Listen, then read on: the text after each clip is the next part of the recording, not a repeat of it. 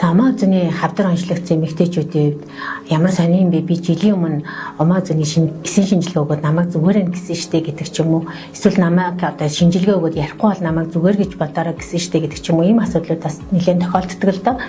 Тэгэхээр омоо зөний эсийн шинжилгээг одоо урьдчилан сэргийлэхээр ч юм уу, хяналтын журмаар ч юм уу өгөхдөө та мэрэгжлийн одоо эмэгтэйчүүдийн эмчийг сонгож өгөөрэй гэж зөвлөмөр байна. Ягаад тэгэхээр одоо омоо зөө маань хоёр төрлийн эсээс бүрдэж идэг.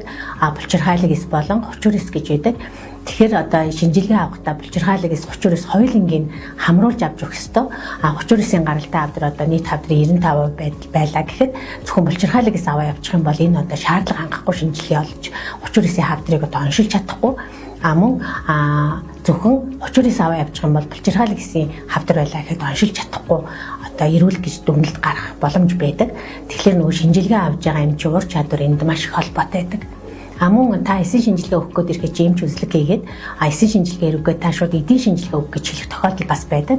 Тэгэх юм бол ер нь бол шууд эдийн шинжилгээ өгөх нь хамгийн зөв сонголт байдаг гэж хэлмээр байна.